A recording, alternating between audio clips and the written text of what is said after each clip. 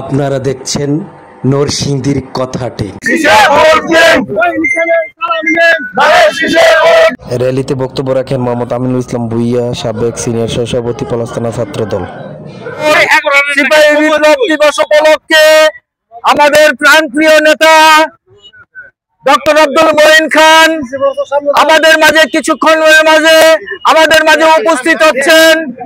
উপস্থিতের মাধ্যমে আজকে এই গজারি ইউনিয়নবাসী শুভেচ্ছা জানাবেন এই পথসভায় এবং ডক্টর আব্দুল মঈন খানকে সালাম জানাবেন গজারি ইউনিয়নবাসী সকল অঙ্গ সংগঠন এবং আপামর জনগণ।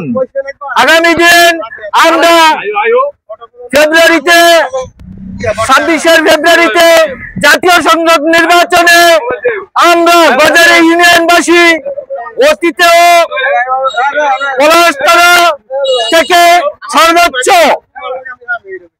ভোট দিয়ে গজারি ইউনিয়ন সর্বোচ্চ ভোট দিয়ে আমরা জয়যুক্ত করেছি। এই অঙ্গীকার আমরা আগামী দিন গজারি ইউনিয়নবাসী ডক্টর আব্দুল মঈন খানকে বিপুল ভোটে জয়যুক্ত করে আবারও প্রমাণ করে দিব। এতে গজারি ইউনিয়ন মঈন খানের ঘাঁটি, এই আশা ব্যক্ত করে আমি আমার সংক্ষিপ্ত বক্তব্য এখানে শেষ করছি। আল্লাহ হাফেজ।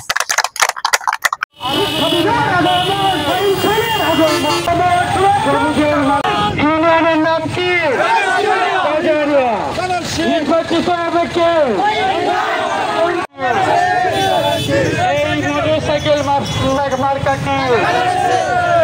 দোকানদারের মার্কা কি? সবুজ মিশনের মার্কা কি? মাসুদের